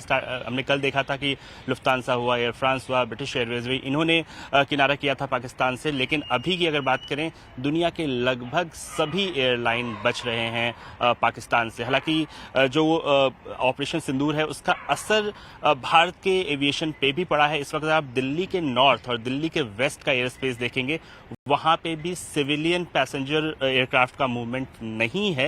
एहतियातन रूप से बंद किया गया है। कुल मिला के 16 ऐसे एयरपोर्ट्स हैं जिनमें आपको बता दूं कि श्रीनगर, जम्मू, अमृतसर, लेह, धर्मशाला, इसके अलावा भुज, जामनगर, चंडीगढ़, राजकोट, ऐसे कुछ नाम है। इसके अलावा कई सारे और एयरपोर्ट हैं जिन्हें 10 मई तक के लिए बंद किया गया है। इनमें किसी तरह का ऑपरेशन नहीं होगा। इसका थोड़ा असर इंडियन एयरलाइंस पे पड़ने वाला है। एयर इंडिया, इंडिगो, स्पाइस जेट, इन सभी ने घोषणा की है कि वो इन तमाम एयरपोर्ट से 10 मई तक कोई ऑपरेशन नहीं करेंगे। अगर इंडिगो की बात करें, डेली 165 फ्लाइट्स उनकी कैंसिल हुई हैं। कुल मिला के वो 2200 जो फ्लाइट्स ऑपरेशन करते हैं देश भर में हर दिन, तो उसमें से 13% लगभग उनके कैंसिलेशन हुए हैं और ये अगले कुछ दिनों तक चलने वाला है। और इसका जो रिपल इफेक्ट है बाकी जगहों पे हुआ है। दिल्ली एयरपोर्ट ने एक अपनी एडवाइजरी जारी की है कि उनके करीब 30 आज डोमेस्टिक कैंसिलेशन हुए हैं, 4 इंटरनेशनल कैंसिलेशन। और अगर डिलेज की बात करें, डाइवर्जन की बात करें, तो काफ़ी ज़्यादा बड़ी संख्या में ये नंबर्स हैं।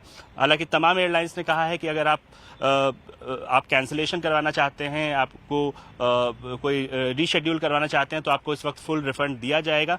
लेकिन जो रिपल इफेक्ट है अगले 3-4-5 दिनों तक हमें देखने को मिलेगा भारत के एयर स्पेस पे भी।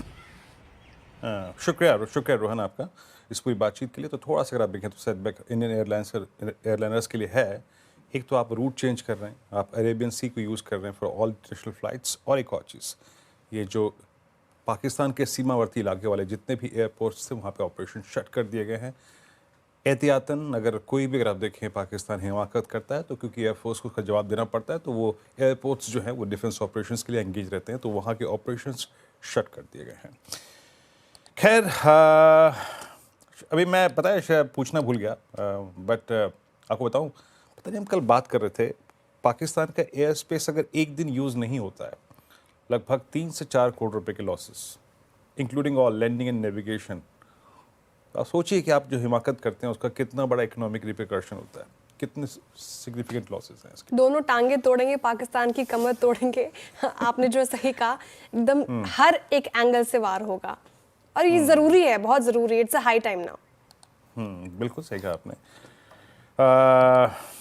चलिए अब एक काम करते हैं, यहाँ पे थोड़ा सा विषय को चेंज करते हैं, एक दो ट्रेड्स पिक कर लेते हैं श्रेय यहाँ पर, और उसके बाद आज की बिग मार्केट वॉइसेस की कड़ी में चलेंगे। एक बार जरा एशियन पेंट्स लेके आइएगा डायरेक्टर साहब, एक बार एशियन पेंट्स रखिएगा स्क्रीन पे, और थोड़ा सा एशियन पेंट्स सिंक हो रहा है। मानस, एशियन पेंट्स अब तक हमारे को एक क्वेश्चन था 50 200 100 का, माफ़ कीजिएगा 200 नहीं, 50 का 100 का 20 का, कि भाई ये उसको नहीं तोड़ रहा है, पर आज जिस तरीके से सिंक हुआ है ये स्टॉक, आपका व्यू क्या है इस पे? देखिए, lower tops lower bottoms intraday chart पे क्लियरली दिख रहे हैं। 50 डे मूविंग एवरेज के नीचे फिसला है। डिस्क्लोजर है कि इसमें हमने एक पुट ऑप्शन को अपने क्लाइंट्स को रिकमेंड किया हुआ है, 2300 वाला पुट ऑप्शन। मेरा समझना है कि एशियन पेंट्स करंट लेवल से भी करेक्ट हो सकता है। सबसे पहले आपको 2300 रुपए को टारगेट करना है, लेकिन जिस तरह के पैटर्न बन रहे हैं उसको देख के लग रहा है कि 2260 तक के टारगेट्स आपको एशियन पेंट्स दिखा सकते हैं। ठीक है, एशियन पेंट्स पर फिलहाल ये स्ट्रैटेजी अपनाएं। अब चलिए शो में आगे बढ़ते हैं और बिग मार्केट वॉइस की कड़ी को शुरू करते हैं। और ऑपरेशन सिंदूर के बाद आप देखिए बाजार का जोश हाई नजर आ रहा है। बैंक निफ्टी ही देख ले आप, लगभग 201 अंकों की बढ़ोतरी, एकदम से 2:30 बजे से एकदम शार्प एक रैली देखने को मिल रही है, एक रिकवरी देखने को मिली निचले स्तरों से। बैंक निफ्टी देखिए शानदार रैली यहाँ पे। मिड कैप की तो हम चर्चा भी कर रहे हैं लगातार, वहाँ से सुबह से ही अच्छी तेजी देखने को मिल रही है। एडवांसेस डिक्लाइंस अच्छे होते जा रहे हैं, ब्रेथ भी ठीक होती जा रही है। लेकिन इस माहौल में अब निवेशकों को क्या करना चाहिए, इस सब पे बातचीत करेंगे। और चर्चा के लिए हमारे साथ जुड़ रहे हैं मार्केट एक्सपर्ट मेहरबून ईरानी जी। मेहरबून जी, बहुत स्वागत है आपका CNBC आवाज़ पर। जय हिंद सर। आज तो जय हिंद बोलना बनता है। सवाल इसी के इर्द गिर्द होगा ईरानी जी, जिस तरीके से भारत ने एक्शन लिया पाकिस्तान के खिलाफ, उसके बाद बाजार ने भी संयम बनाकर रखा। अब देखिए एक वोलेटिलिटी देखने की एक आशंका जताई जा रही थी, लेकिन वो अभी होती हुई नजर नहीं आ रही है। और बैंक निफ्टी में तो आप देखिए अच्छी रिकवरी आ गई निचले स्तरों से। क्या टेक ऐसे मूड माहौल में मार्केट पे आपका? एक मार्केट के बारे में आई थिंक मैं संक्षेप में कहूँगा, 1-1.5 मिनट लूँगा, ज़्यादा मिलेगा। आई थिंक पिछले 2-3 महीने में जो हुआ है ध्यान देना चाहिए कि पहले अप्रैल शुरुआत में हम लोग डर गए थे ट्रम्प के टैरिफ के कारण, उसके बाद पहलगाम हुआ, लेकिन इसके बीच में जो हुआ वो हम लोग ने शायद इतना जल्दी सोचा नहीं था। वो FI ने पूरा टर्न अराउंड कर दिया, सेलिंग से बाइंग में आ गए और अच्छी खासी बाइंग की अप्रैल महीने में। बाज़ार पे क्या इम्पैक्ट हुआ? बाज़ार में ये इम्पैक्ट हुआ कि निफ्टी और सेंसेक्स एलिवेटेड लेवल्स पर टिके हुए हैं, लेकिन साइड मार्केट थोड़ा सा थकने लगा। साइड मार्केट इसलिए थकने लगा क्योंकि रिटेल इन्वेस्टर्स, अच्छे बड़े इन्वेस्टर्स को पाकिस्तान इंडिया के सिवाय और कुछ दिखता था नहीं। They were just thinking कि आगे चल के कुछ ना कुछ होगा, मार्केट घटेगा, एंड पीपल वर लाइटनिंग। सो इसलिए मिड कैप्स और स्मॉल कैप्स में आपने देखा एक्शन ठंडा हो गया और साइड मार्केट थोड़ा सा घटने लगा, मार्केट ब्रेथ भी नेगेटिव होने लगा, लेकिन इंडेक्स टिका हुआ था। लेकिन जो बड़े पॉजिटिव है, जो अच्छे इन्वेस्टर्स पहचानते हैं, वो है इंडिया में लिक्विडिटी एम्पल है। रिजर्व बैंक जो भी स्टेप्स ले रही है, लिक्विडिटी बढ़ा रही है, इंटरेस्ट रेट घट रहा है, इन्फ्लेशन कंट्रोल में है, डॉलर इंडेक्स घटा हुआ है, which is good for FIs to come back. So ये सारे कारण से, और ऑयल तेल का भाव इतना घटा हुआ है कि इंडिया को काफ़ी फ़ायदा होता है। तो ये सारे पॉजिटिव्स प्लस जो UK के साथ कल ट्रेड पैक्ट हुआ, अमेरिका के साथ डोनाल्ड ट्रंप के कंट्री के साथ मांडवली हो रही है अच्छी सी, I think India relatively stands out. Problem India में ये है कि earnings are not picking up, लेकिन इतने अच्छे मैक्रोज इम्प्रूव होने के बाद अर्निंग्स भी मेरे ध्यान से 1-2 महीने में पक्का इम्प्रूव होगा। So India is a market which should be bought on declines selectively, ये मेरा पर्सनल मानना है। रही बात वॉर की, आई थिंक 3 फैक्टर्स मार्केट को इन्फ्लुएंस करते हैं, ये मैं 25-30 साल से देखते आ रहा हूँ। एक है फंडामेंटल्स, एक है लिक्विडिटी और एक है सेंटीमेंट। सेंटीमेंट को थोड़ा धक्का पड़ा था because of tariffs and because of this war होने वाला है ये सोचकर। आज का जैसे आपने जय हिंद का, I think people are feeling that whatever has happened, जो टारगेट्स मारे थे, India has turned out to be victorious and this may not last long because Pakistan में हिम्मत नहीं है कि एक हफ्ते से ज़्यादा आगे बढ़ सकता है, उसमें कैपेसिटी नहीं है। So I think somewhere market has taken a respite के जो होना था अभी के लिए हो गया, and India is on a positive wicket. So I would say that this is the market where investors should look to buy on declines selectively. Liquidity काफ़ी है और in liquidity के कारण you don't know we may continue to move higher. So liquidity sentiment is quite good again. और रही बात fundamentals की, अगर वॉर एस्केलेट नहीं होता है या एग्रेशन बढ़ता नहीं है तो आई डोंट थिंक फंडामेंटल भी ये जो इंडिया ने जो अटैक किया है स्पेसिफिक टारगेट्स को उसके कारण फंडामेंटल को बहुत बड़ी मार पड़ने वाली है. तो this 3 factors are factors to be considered. So unless there's an escalation, I don't see any mishap or any major accident for the markets. Okay, your point taken, मेहरबान जी. अच्छा, सिर्फ मेहरबान जी कोर अर्निंग्स पर अगर फोकस करूँ, सिर्फ earnings पे, मैं शायद ये पूछता आपसे कि आपको कन्विक्शन कहाँ पे है, लेकिन जो चीज़ मेरे को बहुत अच्छी लगी, लुक एट टायर स्पेस. जिस प्रकार की सीएट की मैनेजमेंट की कमेंट्री थी पोस्ट अर्निंग्स, जिस प्रकार का प्राइस एक्शन है today, MRF, Balkrishna industries, CEAT, Apollo tyres, और ऑटो में और ऑटो इंसुलर में प्राइस डैमेज भी काफ़ी सीवियर हुआ था मेरे ख्याल से, along with FMCG. Tyre space पर आपका व्यू क्या है? कुछ कंस्ट्रक्टिव व्यू है आपका अर्निंग सीजन के बाद? आई थिंक आप इतने शार्प आदमी हो के आई थिंक आपने सवाल में थोड़ा सा जवाब भी दे दिया. आपने कहा एक सेंटेंस कि काफ़ी मार पड़ी हुई थी. सो आई थिंक ये हमें अंडरस्टैंड करना चाहिए कि ये सारे sectors are sectors which when they are beaten out आप लेते हो और थोड़ा भी रिकवरी आता है, तेल का भाव कट गया, रॉ मटेरियल का प्राइस घटेगा टायर्स के लिए, सडनली दिस रबर प्राइसेस थोड़े घटे हुए हैं, डॉलर इंडेक्स नीचे आया हुआ है, all this type of things people are seeing and suddenly there is action. और जब भी एक्शन आता है मोमेंटम में स्टॉक बढ़ जाता है. तो आई थिंक बिल्कुल ठीक आपने पहचाना था. मुझे याद है एफएमसीजी के बारे में भी आप वही कह रहे थे कि पीटे हुए मैंने कहा था कि there is no hurry to buy because there are better opportunities. तो हमें अंडरस्टैंड करना चाहिए कि there are sectors, even a sugar sector, even a paper sector, even a speciality chemical sector, tyre sector, all the sectors which are beaten down will give you an upside. और जब भी वो upside आएगा आपको quick 20, 30, 40% दे के जाएगा. CR का वो अगर if I know right, I think 2 हफ्ते पहले it was 20-25% lower than the present price. This type of appreciation will certainly come. रही बात your question on auto ancillaries, I think at the present prices also tyres I feel is on a fairly decent wicket. Okay, Iran ji, थोड़ा सा आपने हालांकि tyre space को लेकर बात की, इसको थोड़ा और मैं सिर्फ ऑटोज़ पे आपसे जानना चाहूँगी. आपने बताया कि ट्रेड का फ्री ट्रेड एग्रीमेंट जो लंबे इंतजार के बाद, इनफैक्ट 3 साल के बाद इस पर विराम लगा है, डील हुई है और इसका पॉजिटिव रिएक्शन देख भी रहे हैं. स्टॉक स्पेसिफिक ऑटोज़ पे क्या यहाँ से और एक्सपोजर बढ़ा रहे हैं आप कैसे इसको इस पे कैसे आप एक्शन ले रहे हैं? मैं समझूंगा कि 2 व्हीलर्स में आई थिंक फिर से वीरेंद्र का ही पॉइंट लूँगा मैं कि बीटन डाउन स्टॉक्स में 2 व्हीलर्स में Hero Moto despite last 1-2 quarters not being very good, ये दाम पर घुमाना कुछ नहीं है, कमाना ही है. और हीरो मोटो के जितना मुझे याद है कॉन्फ्रेंस कॉल में they had signalled that recovery is going to happen in terms of top line. और 10% ग्रोथ अगर देखते हैं उन लोग 2025-26 की बात कर रहा हूँ, तो ये बार में कुछ घुमाना नहीं है. M&M came up with wonderful results, let me tell you.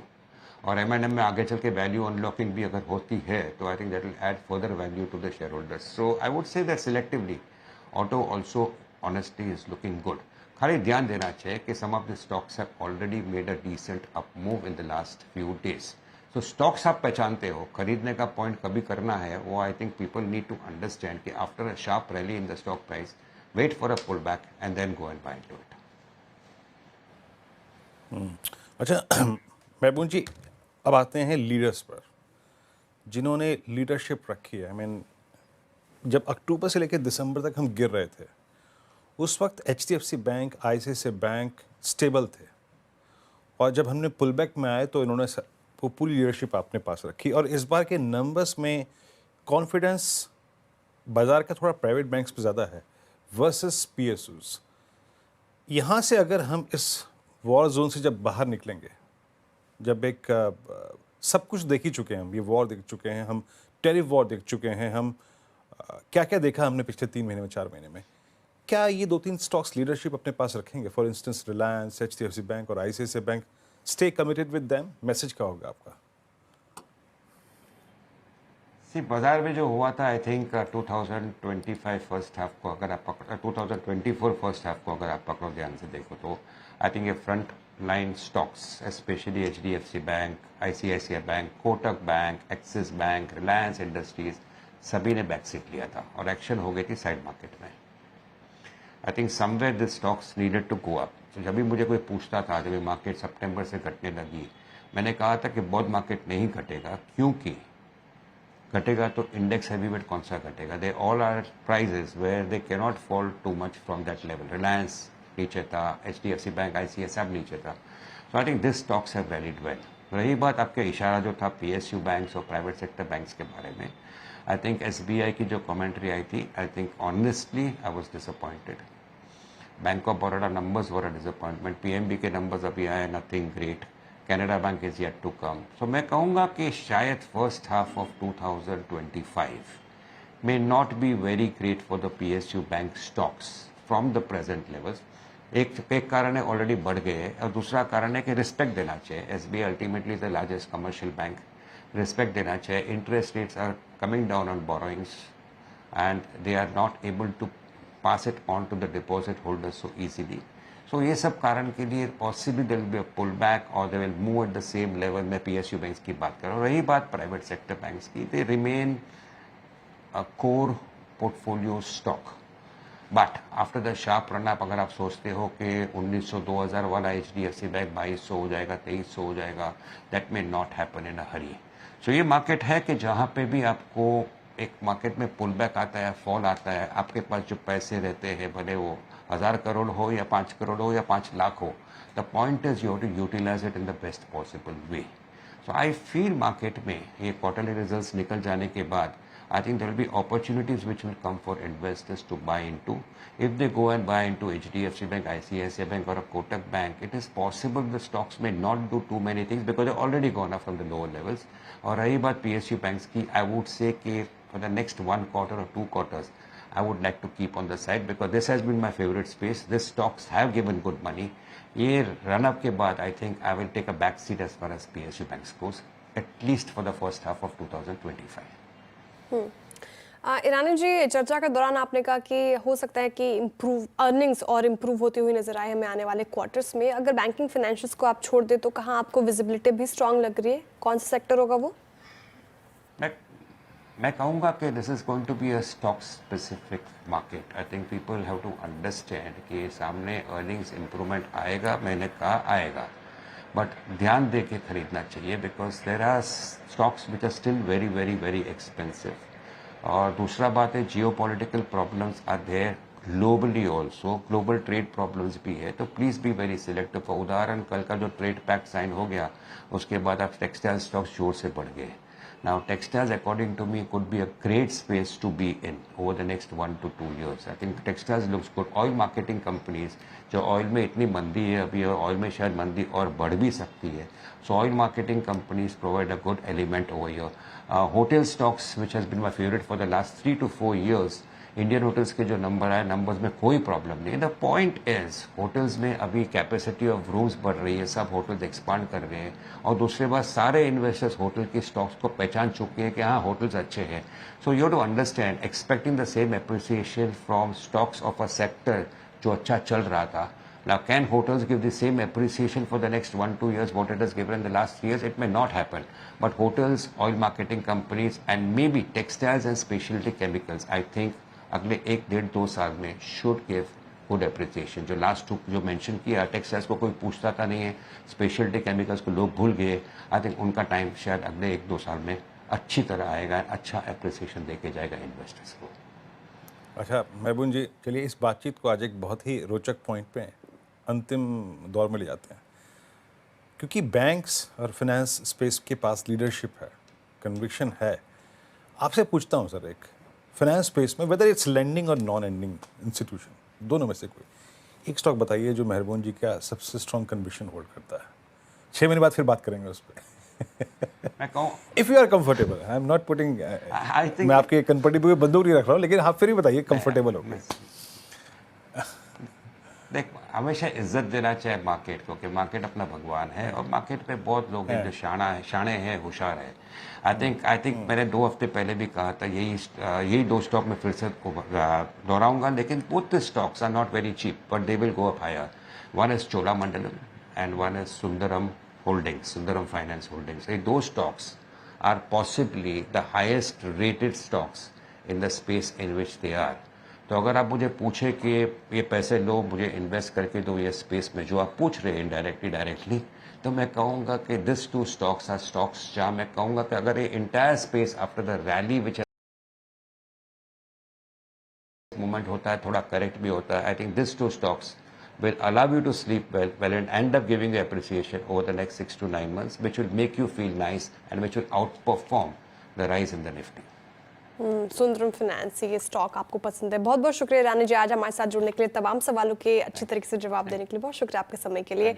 और क्लोजिंग की तरफ चले तो आप देखिए निफ्टी जहां 26 अंकों की बढ़ोतरी, इसने भी अपने निचले स्तरों से रिकवरी दिखाने की कोशिश की, लेकिन बैंक निफ्टी ने एकदम शानदार रिकवरी दिखाई। 300 लगभग 22 अंकों की बढ़ोतरी, 322 अंकों की बढ़ोतरी के साथ 54,593 के लेवल पर बैंक निफ्टी आप देखिए एकदम sharp recovery. HDFC bank, ICICI bank, Kotak bank का एक बार चार्ट रखते स्क्रीन पर।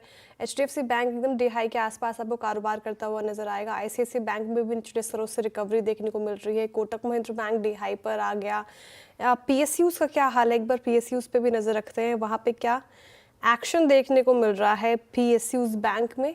पीएसयू थोड़ा ठीक है, लेकिन यहाँ पे देखिए कैनरा बैंक भी 1.5% की बढ़ोतरी, और आप देखिए एसबीआई भी इन ग्रीन ट्रेड करने की कोशिश कर रहा है फिलहाल। महाराष्ट्र बैंक भी लगभग 2%, union bank, bank of Baroda, थोड़ा यूको बैंक पे आज प्रेशर है। वीरेंद्र जी क्लोजिंग की तरफ बढ़ते हैं। निफ्टी वही फ्लैट लग रहा है, लेकिन बैंक निफ्टी में जिस तरीके से रिकवरी आई, क्या करें अब, क्या ट्रेड कैरी करें? कल के लिए एक्सपायरी का दिन है, कल क्या करें, क्या स्ट्रैटेजी अपनाएंगे? माफ कीजिएगा मेरे के लिए। एक चीज मैं बोल नहीं सकता, अदरवाइज बोल सकता तो जरूर बोलता, क्योंकि स्टॉक्स में बोल नहीं सकता, मैं अधिकृत नहीं हूँ। बट निफ्टी बैंक आपने बिल्कुल सही कहा, it's showing strength day high पर है। But look at HDFC Bank और आईसीआईसीआई बैंक। तो हम ब्रॉडर मार्केट पे रिस्क लें, देखिए रिस्क आज है, कल है, इस पूरे हफ्ते है। ब्रॉडर मार्केट पे रिस्क लें, उससे अच्छा है हम स्टॉक स्पेसिफिक रिस्क लें।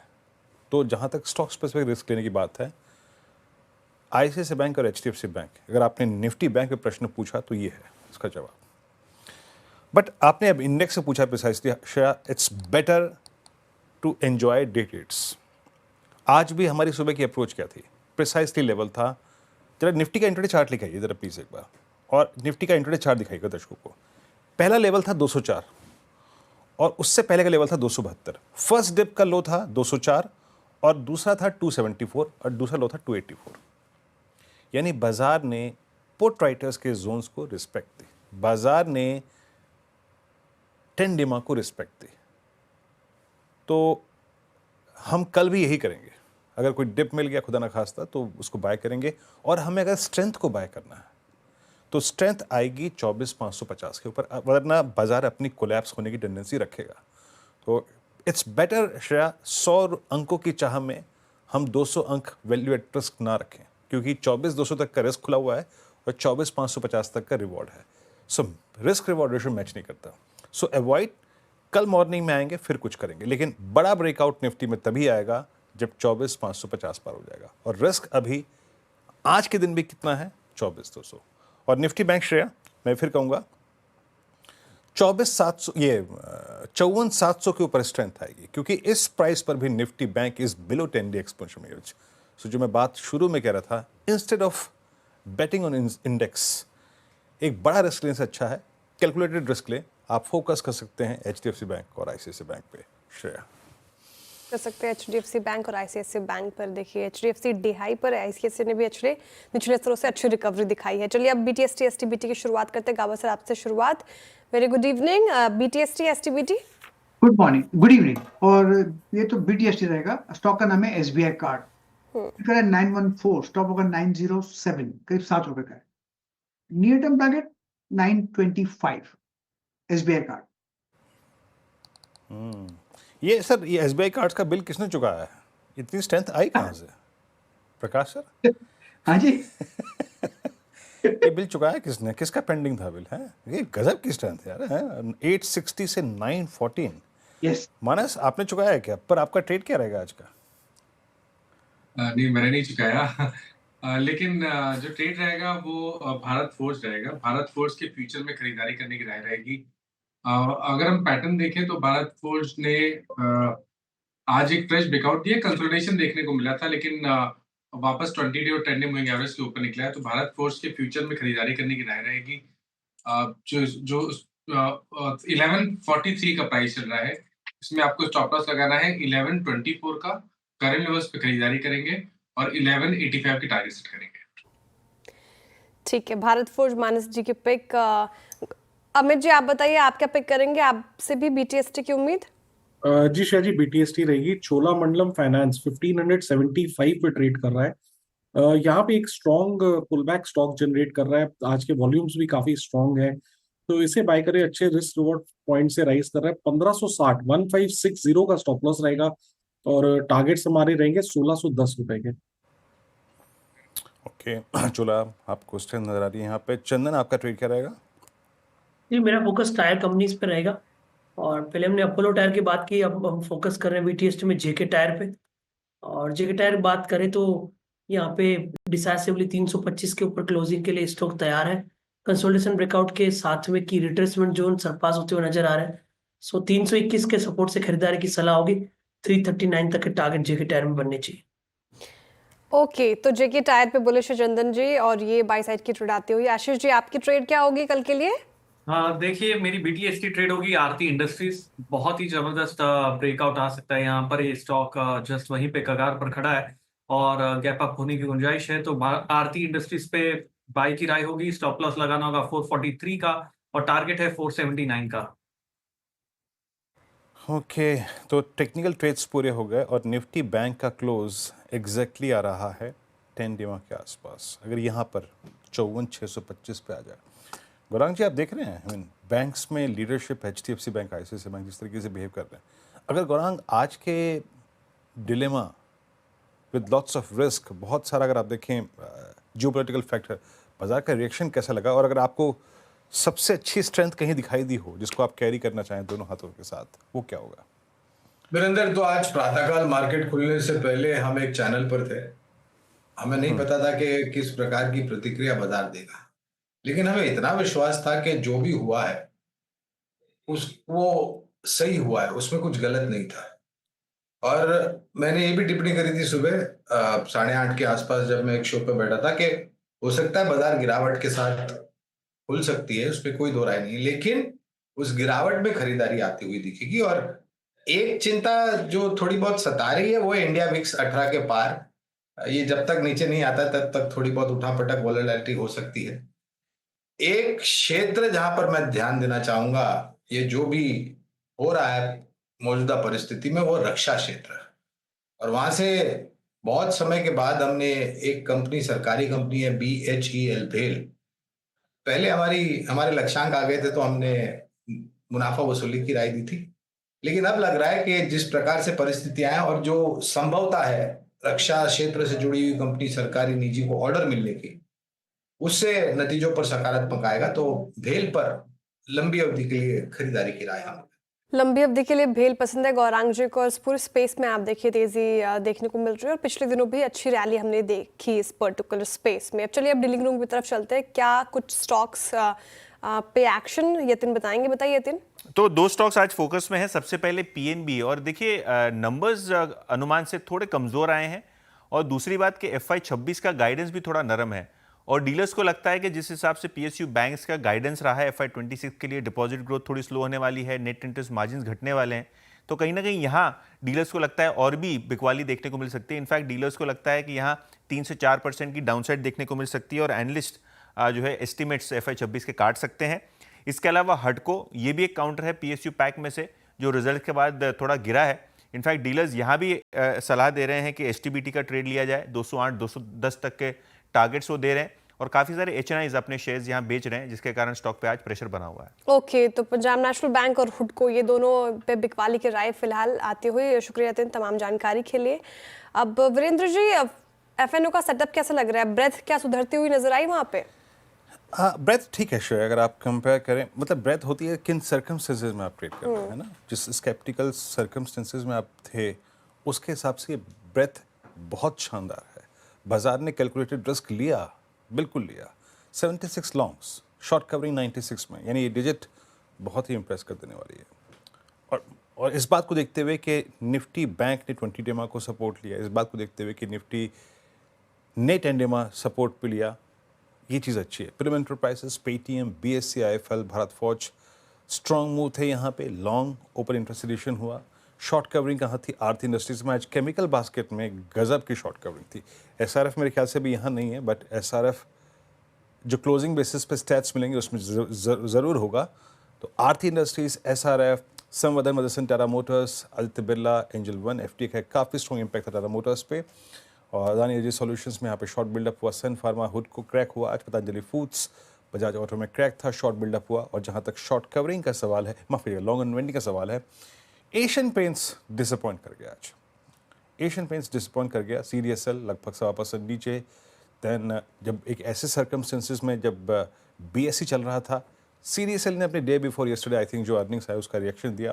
बाकी Tata consumer products, Britannia, Nestle, आज एफएमसीजी बास्केट कंप्लीटली बैकफुट पे था। और जाते जाते एक दो स्टॉक्स पे आपकी स्क्रीन पर रख देता हूँ जो कि अपना एक्सट्रीम जिसे कहते हैं ना कॉन्फिडेंस लेकर जा रहे हैं अगले सेशन के लिए। इसमें एक दो स्टॉक्स और रखिएगा।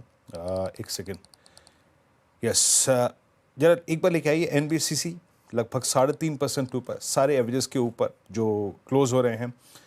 केपीआईटी मिड कैप आईटी में एक स्ट्रॉन्ग रिवर्सल था, खुला आज सारे एवरेजेस के नीचे, लेकिन आज फिर एक बहुत स्ट्रॉन्ग मूव लेकर 1283 पर। श्रेया। बिल्कुल, केपीआईटी टेक देखिए डे हाई पर फिलहाल कर रहा है कारोबार। कुछ और स्टॉक्स की बात करें जो डे हाई के आसपास क्लोज होने के बाद क्लोज होने की तैयारी। कोटक पे हमने डिस्कस किया, बजाज फाइनेंस उसमें से एक, टाटा मोटर्स जाहिर तौर पे शुरुआत से ही आज तेज है एफटी की खबर के बाद, जियो फाइनेंशियल्स, साथ ही लो जो स्टॉक्स डे लो के आसपास बंद होने की तैयारी कर रहे हैं। सन फार्मा ज़्यादा डेंट और पूरे एफएमसीजी पैक पे डेंट पर ताज नजर आएगा आपको। आईटीसी डे लो पर, एचयूएल डे लो के आसपास, नेस्ले, साथ ही आप देखें तो थोड़ा एशियन पेंट्स जो आप जिक्र करते हैं सबसे ज़्यादा पेन में फिलहाल ये देखने को मिल रहा है रिजल्ट से पहले। एक बार रखते हैं आईटीसी आपकी स्क्रीन पर। आईटीसी डे लो के आसपास क्लोज होने की तैयारी। गाबा सर नहीं है हमारे साथ। अमित जी एक बार देखिए आईटीसी जिस तरीके से इस पर डेंट पड़ रहा है और डेलो के आसपास क्लोज होने की तैयारी कर रहा है, कोई ट्रेड बन रहा है यहाँ पे क्या? जी श्रेया जी, बेसिकली एक रेंज बाउंड काउंटर है। नीचे में अगर हम देखें 420, 425 और ऊपर में 435, तो अभी ये जो पुल बैक आ रहा है it is coming to a confluence of moving averages. तो डिप बाय टुवर्ड्स 420, तो एक बाय बनता है विद स्टॉप लॉस ऑफ 415। नहीं तो फिलहाल अभी इसे अवॉइड करें क्योंकि मोमेंटम नहीं है इसमें। ओके, मोमेंटम नहीं है तो एफएमसीजी पैक से कोई और एक स्टॉक जहाँ पे ठीक ठाक कोई ट्रेड दिखने को मिल रहा है, हालांकि पूरा पैक अभी दिक्कत में, कोई शॉर्ट साइड की ट्रेड बनती नजर आ रही है अमित जी? नहीं, मुझे मैरिको का काउंटर बहुत ही अच्छा खासा स्ट्रांग लग रहा है। मेरी बाय कॉल भी थी 2:15 बजे की। ये काउंटर पिछले 4-5 दिनों के, पिछले इनफैक्ट 9-10 दिनों की रेंज को क्रॉस कर रहा है, ऑलमोस्ट एट 52 वीक हाई। आज के वॉल्यूम्स देखें तो कल के वॉल्यूम से भी काफी ज्यादा है और momentum indicators are well placed. मुझे लगता है Marico positionally is heading for 775, 800। Stop loss positionally हम लगभग रखेंगे 720 रुपए का।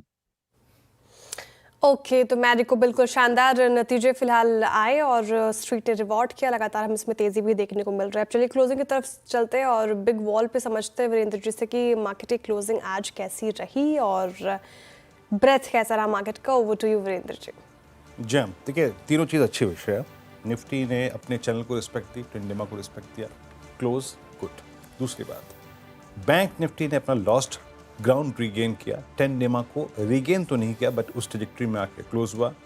और तीसरी चीज़ वो ये है कि मैं प्रीएम्प्ट कर रहा हूँ दैट एफआईज की बाइंग जो थी बदस्तूर जारी रही होगी, स्पेशली कंसिडरिंग द फैक्ट कि आईसीआईसीआई बैंक और एचडीएफसी बैंक हाई पे क्लोज हो रहे हैं।